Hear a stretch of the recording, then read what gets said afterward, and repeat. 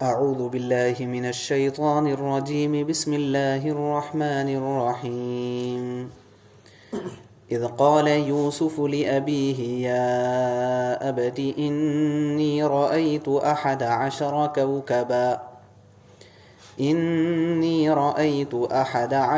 کوکبا والشمس والقمر رأيتهم لي ساجدين قال يا بني لا تقصص رؤياك على إخوتك فيكيدوا لك كيدا إن الشيطان للإنسان عدو مبين صدق اللہ العظیم۔ یہ سورہ یوسف چل رہا ہے۔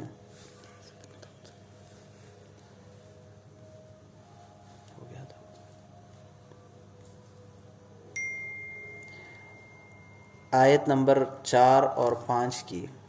ابھی تلاوت کی گئی۔ 3 بھی پڑھنے کا تھا۔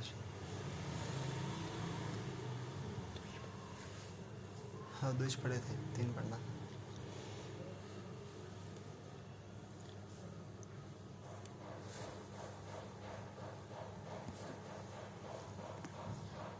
ہو گئی تھی آیت نمبر 3 کی تفسیر ہو گئی تھی، ترجمہ نہیں ہوا تھا کیا؟ جی۔ نحن نقص عليك أحسن القصص بما أوحينا إليك هذا القرآن وإن كنت من قبله لمن الغافلين إذ قال يوسف لأبيه يا أبت إني رأيت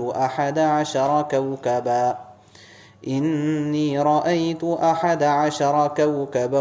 والشمس والقمر رأيتهم لي ساجدين قال يا بني لا تقصص رؤياك على إخوتك فيكيدوا لك كيدا إن الشيطان للإنسان عدو مبين صدق اللہ العظیم۔ یہ سورہ یوسف چل رہا ہے۔ آیت نمبر 3، 4 اور 5 کی ابھی تلاوت کی گئی ہے۔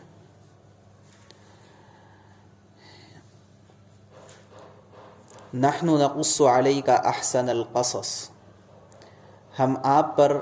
آپ کے سامنے ایک بہترین قصے کو بیان کرنے جا رہے ہیں جس کی وحی ہم نے آپ کی جانب بھیجی ہے اس قرآن پاک میں۔ وَإِن كُنْتَ مِن قَبْلِهِ لَمِنَ الْغَافِلِينَ، اور اس سے پہلے آپ اس سے بے خبر تھے۔ اذ قال یوسف،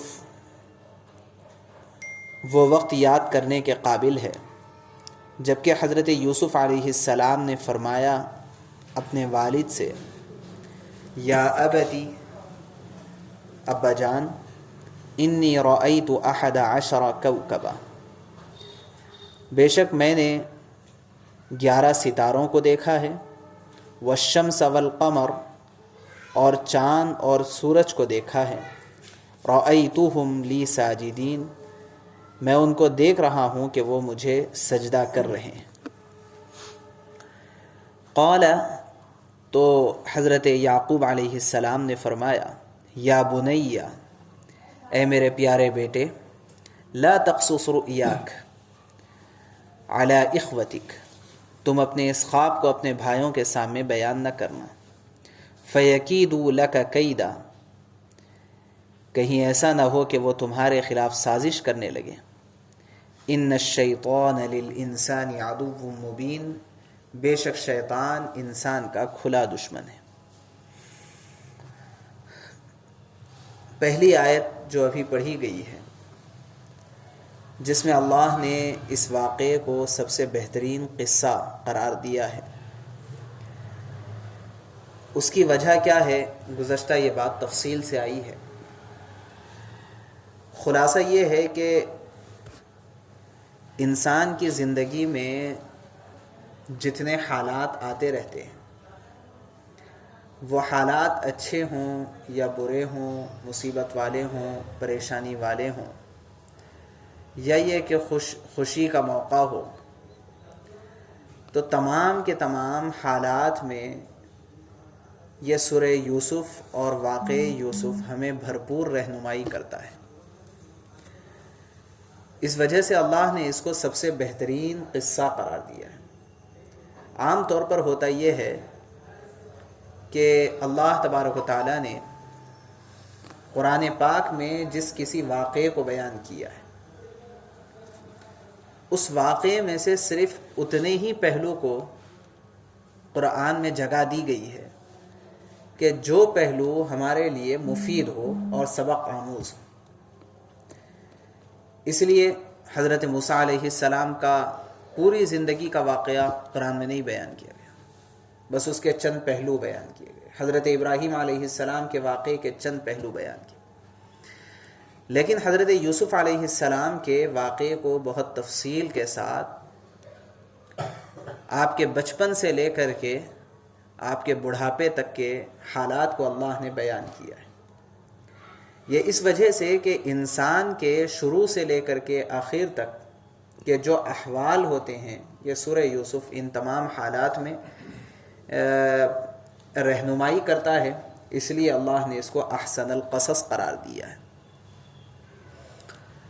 بقیہ اور بھی تفصیل اس کی گزر چکی ہے۔ اس کے بعد والی آیت جس میں حضرت یوسف علیہ السلام نے اپنا ایک خواب بیان کیا اپنے والد محترم حضرت یعقوب علیہ السلام کے سامنے،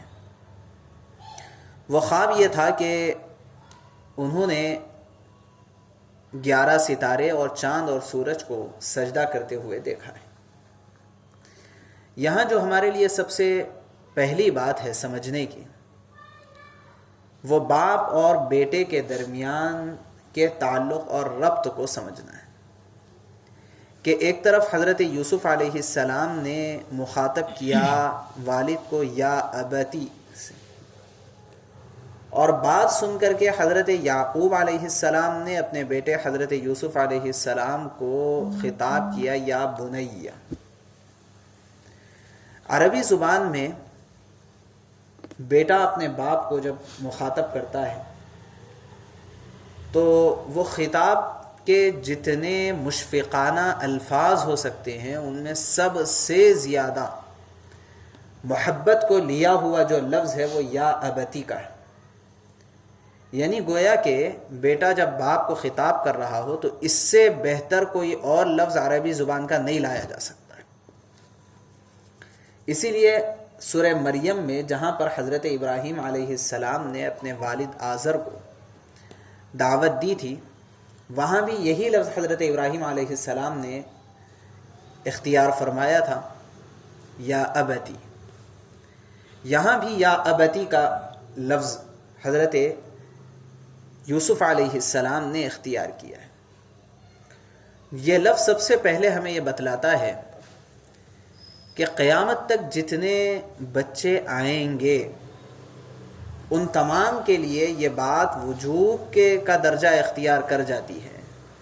کہ وہ اپنے والد سے اس قدر محبتانہ روابط رکھیں، اور جس بیٹے کے سلسلے میں اپنے والد کی جانب سے ایسے خیالات جنم لیتے ہیں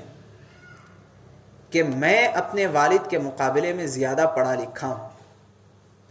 میں اپنے والد کے مقابلے میں زیادہ سمجھ بوجھ رکھنے والا ہوں، میں زیادہ عقل مند ہوں، میں زیادہ ہوشیار ہوں، اور میں زیادہ پیسے اور مال و دولت والا ہوں۔ کوئی بھی ایسی بات جو بیٹے کے ذہن میں پیدا ہوتی ہے جس کے ذریعے سے وہ اپنے آپ کو اپنے والد کے مقابلے میں کمتر سمجھتا ہے، تو یہ بیٹا کبھی بھی دنیا کے اندر صحیح انسان نہیں بن سکتا، اور اس کے ذریعے سے کوئی بڑا کام کبھی بھی نہیں ہو سکتا ہے۔ اس وجہ سے کہ سب سے پہلے اس کی تعلیم تو یہ تھی کہ جس شخص نے اس کو اس قابل بنایا ہے اور اس قابل بننے کا موقع دیا ہے وہ سب سے پہلے اس شخص کو پہچانے، یعنی اپنے والد کو پہچانے۔ جو شخص اپنے والد کو نہیں پہچان سکتا ہے تو وہ دنیا والوں کے ساتھ کبھی بھی انسانیت والی ڈیل نہیں کر سکتا۔ پیسے کی ڈیل کر سکتا ہے لیکن انسانیت کے معاملے میں وہ ڈیل نہیں کر سکتا۔ یہاں پر اگرچہ کہ حضرت یوسف علیہ السلام آگے چل کر کے بہت بڑے بادشاہ بننے والے ہیں، بہت بڑے مالدار بننے والے ہیں، وقت کے نبی بننے والے ہیں، بہت بڑے عقل مند بننے والے ہیں، بڑے انٹلیکچل بننے والے، لیکن اس کے باوجود انہوں نے اپنے والد کو، جو ایک چھوٹے سے گاؤں اور دیہات اور کنعان کے علاقے میں رہتے تھے، کہیں بھی ذری برابر بھی اس بات کو جگہ نہیں دی کہ وہ اپنے والد کو اپنے سے کمتر سمجھ رہے ہوں۔ خطاب کیا یا ابتی سے، اور اس کے بعد اپنے پورے خواب کو بیان کیا۔ اس کے مقابلے میں حضرت یعقوب علیہ السلام نے جو حضرت یوسف علیہ السلام کو خطاب کیا وہ یا بنیہ، یہ بھی لفظ ایسا ہی شفقت کو لیا ہوا کہ عربی زبان میں باپ اپنے بیٹے کو مخاطب کرنے کے لیے جتنے پیار بھرے الفاظ ہو سکتے تھے اور جتنا کچھ پیار جھونکنے اور پیار کو ظاہر کرنے کے لیے جو کچھ ہو سکتا تھا وہ سب کچھ ملا کر کے اگر پیش کیا جائے تو وہ لفظ بنے گا یا بنیہ، اس سے آگے کا کوئی اور لفظ نہیں بن سکتا ہے۔ اور اس لفظ کو بھی اللہ تبارک و تعالیٰ نے قرآن پاک میں دیگر مقامات پر بھی استعمال فرمایا کہ جہاں پر حضرت حکیم لقمان نے اپنے بیٹے کو خطاب کیا تھا، کچھ نصیحتیں کی تھی، سورہ لقمان میں اللہ نے بہت تفصیل سے ان نصیحتوں کو بیان کیا، تو وہاں پر وہ کہہ رہے ہیں یا بنیہ، وہاں پر یا بنیہ سے خطاب کیا گیا۔ تو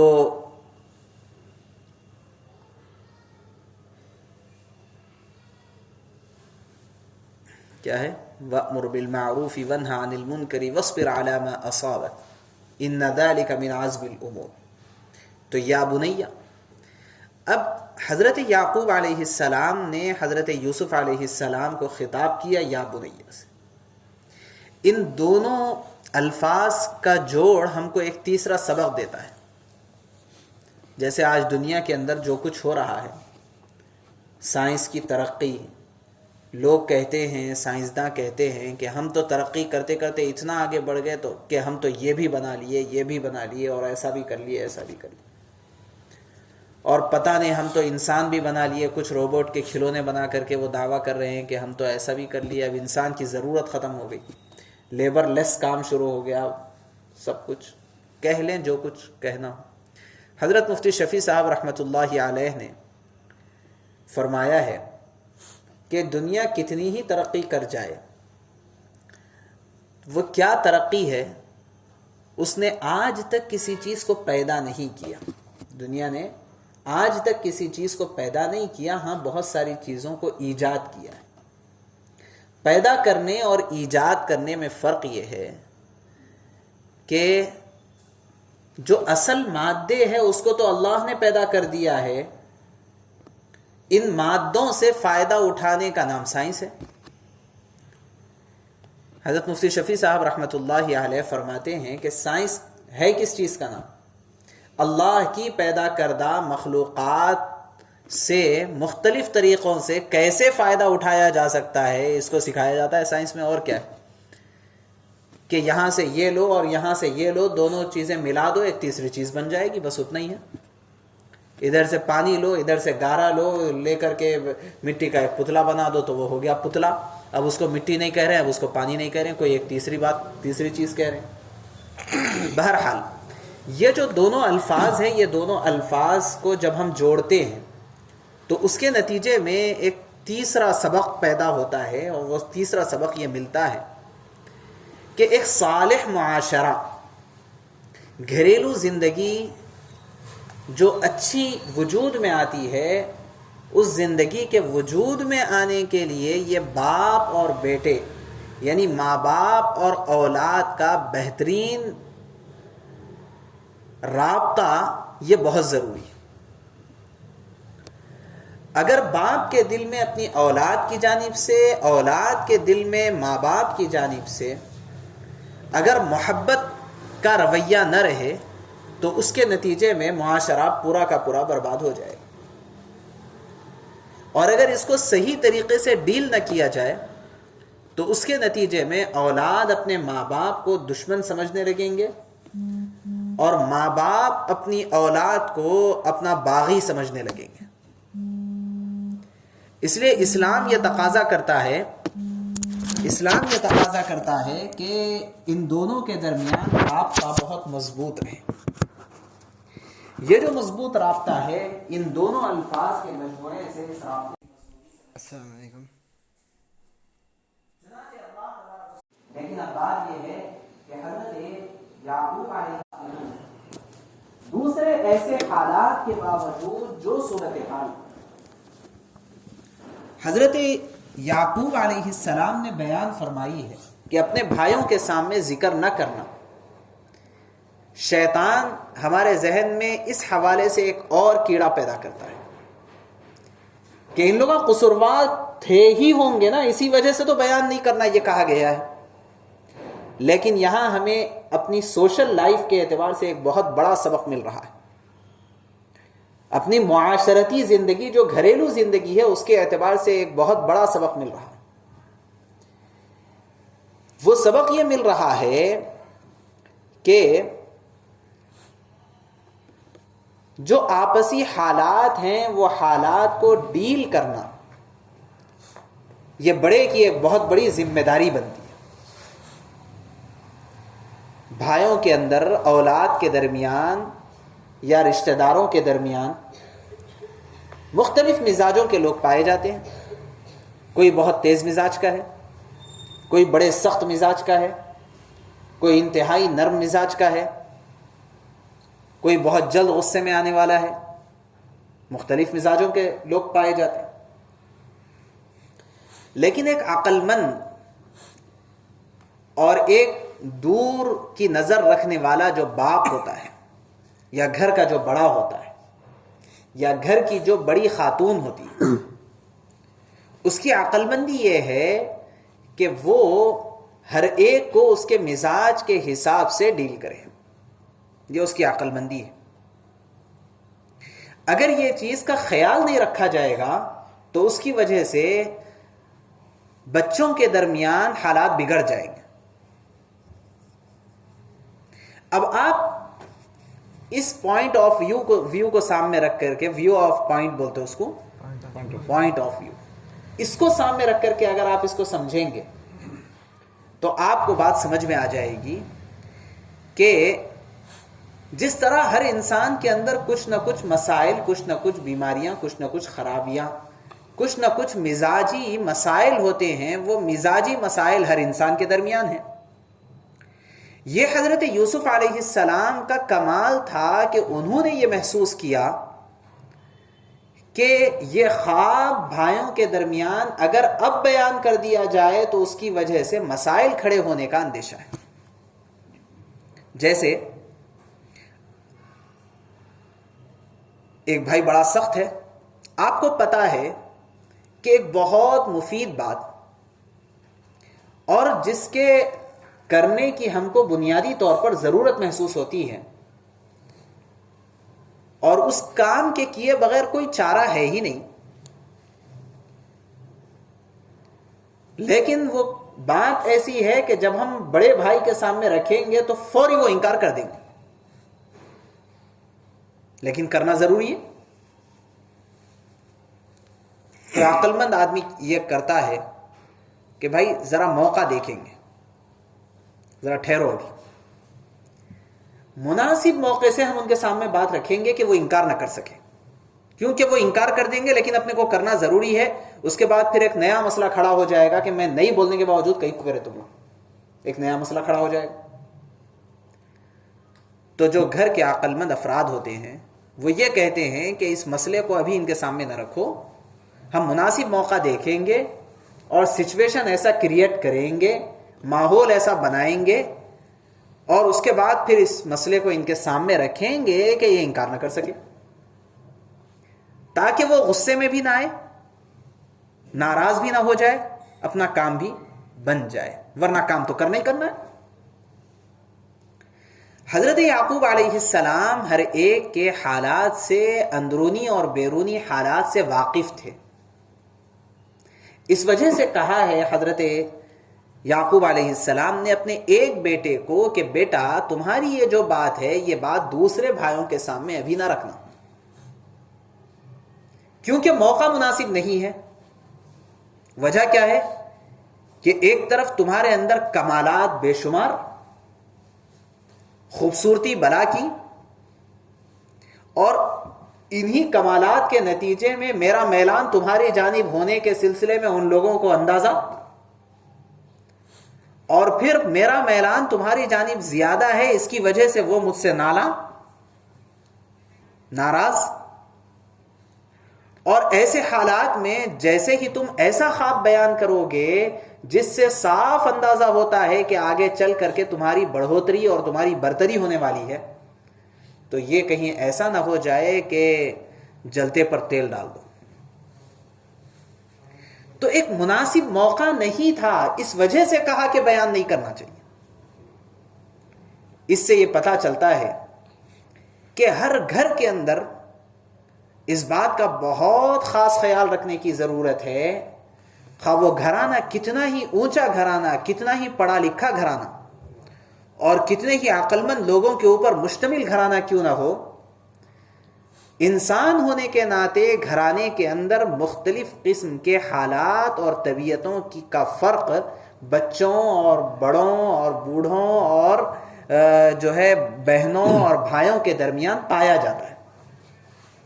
لیکن اندرونی طور پر یہ جو حالات ہیں، ان حالات کو ڈیل کرنا اور موقع محل کا خیال رکھنا اور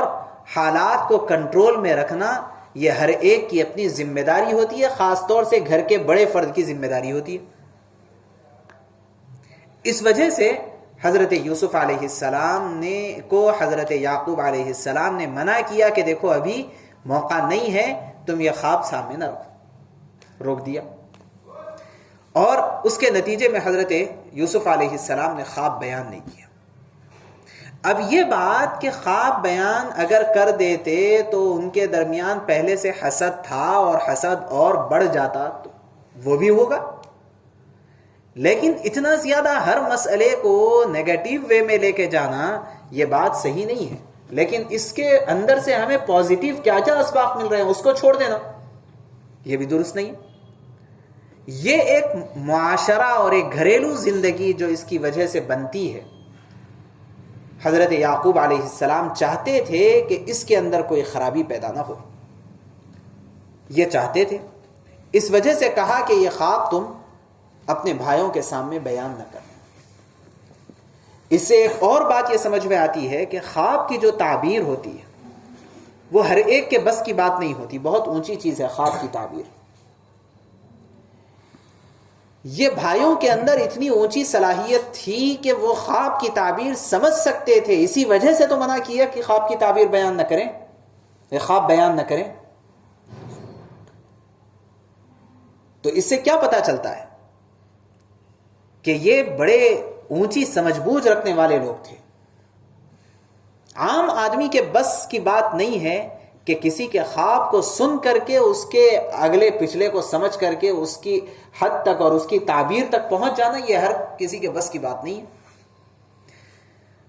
تو ان لوگوں کا وہ مقام تھا جس مقام کے نتیجے میں کہا گیا کہ ان کے سامنے ابھی یہ خواب بیان کرنا مصلحت نہیں ہے،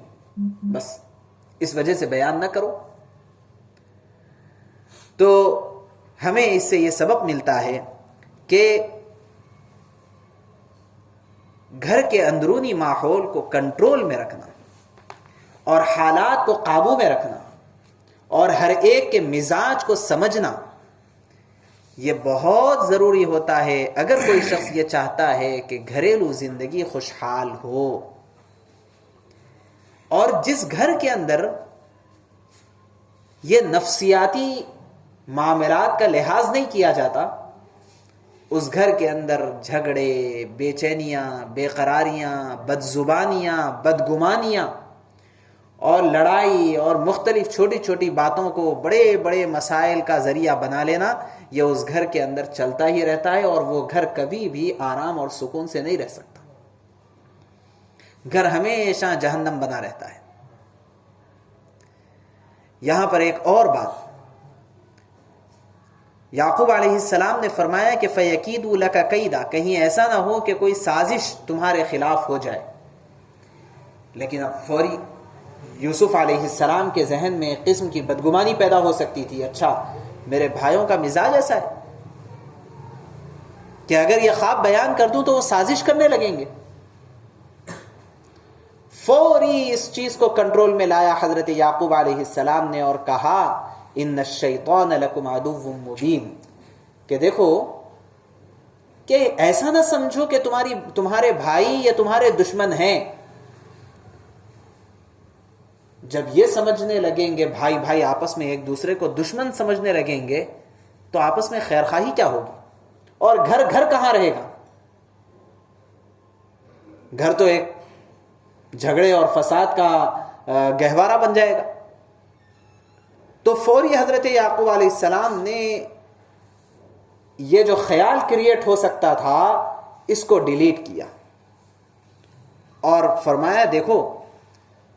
کہ شیطان ہے جو تمہارے درمیان سازش رچ سکتا ہے، وہ تمہارا دشمن ہے، اپنے بھائیوں کو اپنا دشمن نہ سمجھنا، اپنے بھائیوں کو اپنا دشمن نہ سمجھنا۔ اور جب کبھی مسئلہ خراب ہوگا تو اس کے نتیجے میں شیطان درمیان میں آئے گا۔ وَإِمَّا يَنزَغَنَّكَ مِنَ الشَّيْطَانِ نَزْغٌ فَاسْتَعِذْ بِاللَّهِ، جب کبھی تمہارے درمیان شیطان جھگڑا ڈال دے، اس کا مطلب یہ ہے کہ دو مسلمان آپس میں جھگڑ ہی نہیں سکتے، ان کے اندر اس بات کی صلاحیت ہی نہیں ہے کہ دو مسلمان ہوں اور آپس میں جھگڑا کر لیں۔ یہ بات ناممکن ہے جب تک کہ شیطان درمیان میں نہ آئے۔ تو یہاں ایک اور بات ساتھ ہی ساتھ حضرت یعقوب علیہ السلام نے سمجھائی کہ میں جو کہہ رہا ہوں اس کی وجہ سے تم آپس میں بدگمان ہو کر کے اپنے حالات کو خراب نہ کر لو، کیونکہ جب بدگمانیاں پیدا ہو جائے گی آپس میں تو پھر دیکھنا بھی گوارا نہیں ہوگا۔ اور پھر آپ امیجن کیجئے کہ ایک ساتھ رہنے والے، ایک ساتھ کھیلنے والے، ایک ساتھ سونے والے، ایک ساتھ کھانے والے، اور وہ کسی کے اوپر نظر پڑی کسی دوسرے کے اوپر تو ذہن میں ٹینشن، پریشانی، ڈپریشن۔ آپ امیجن کریے کہ اگر ایسے حالات ہوں گے تو ان حالات کے نتیجے میں آدمی کو سکون کیسے ملے گا؟ جبکہ گھر ایک سکون کی جگہ ہے، اور جس گھر کے اندر اسلامی احکام زندہ ہوتے ہیں اور اسلامی تعلیمات پر عمل کیا جاتا ہے وہ گھر اس دنیا کے اندر جنت بنتا ہے۔ ایک بزرگ نے کہا کہ جو شخص اپنی زندگی کو، اپنی دنیا کو جنت نہیں بنا سکتا وہ کبھی بھی جنت میں نہیں جا سکتا۔ جو شخص اپنی دنیا کو جنت نہیں بنا سکتا وہ جنت میں نہیں جا سکتا، کیونکہ اسلام کے اوپر جو شخص بھی عمل کرتا ہے وہ کتنی ہی مصیبتوں میں کیوں نہ ہو لیکن اپنے آپ کو، اپنے دل کو وہ مطمئن محسوس کرتا ہے اور جنت میں یعنی وہ ہمیشہ خوش و خرم رہتا ہے۔ حالات کیسے بھی آ جائیں اس کی خوشی ختم نہیں ہوتی جو اسلام کے اوپر مکمل طور پر عمل پیرا ہوتا ہے۔ اس وجہ سے جب حالات گھر کے اندر کے کنٹرول میں رہتے ہیں تو اس کی وجہ سے آدمی دنیا کے اندر بھی سکون کی سانس لیتا ہے اور آخرت کے اعتبار سے بھی اس کو بہت آرام اور سکون رہتا ہے۔ اس لیے فوری حضرت یعقوب علیہ السلام نے کہا کہ کہیں ایسا نہ سمجھو کہ تمہارے جو بھائی ہے، اگرچہ کہ دور کی نظر حضرت یعقوب علیہ السلام رکھتے تھے، خواب کی تعبیر سمجھتے تھے اور انہیں اندازہ تھا کہ آگے یوسف کے ساتھ ان بھائیوں کا معاملہ کچھ اور ہونے والا ہے، یہ سب کچھ سمجھتے تھے، لیکن فوری کنٹرول میں لے کر کے یہ کہا کہ دیکھو بدگمان ہونے کی ضرورت نہیں ہے اور سازش جو ہوگی وہ سازش بھائیوں کی طرف سے نہیں، شیطان کی طرف سے ہوگی، اس لیے اسے اپنا دشمن بناؤ، کہیں ایسا نہ ہو کہ شیطان کو دشمن بنانے کے بجائے بھائی بھائی دشمن ہو کر کے رہ گئے۔ نتیجہ یہ ہوا کہ حضرت یوسف علیہ السلام اپنے بھائیوں کے ساتھ ویسی ہی محبت کرتے تھے جیسے حضرت یعقوب علیہ السلام اپنے بچوں سے محبت کرتے تھے۔ انہیں اپنے بھائیوں سے کوئی دشمنی نہیں تھی، ورنہ یہ کھیلنے کے لیے ساتھ جاتے ہی نہیں۔ آگے واقعہ آ رہا ہے، کھیلنے کے لیے ساتھ لے گئے تھے۔ اس وجہ سے ہمیں اس سے اپنے گھریلو زندگی کے سلسلے میں جو باتیں سمجھنی ہیں اس کو اہمیت کے ساتھ سمجھنا چاہیے، تاکہ اس کے ذریعے سے ہمارے گھروں کے اندر اچھا ماحول کریٹ ہو اور اس کے نتیجے میں سکون اور آرام کی زندگی بن سکے۔ اللہ سے دعا ہے کہ کہنے سننے سے زیادہ عمل کی توفیق نصیب فرمائے۔ سبحان اللہ و بحمدہ، سبحان اللہ۔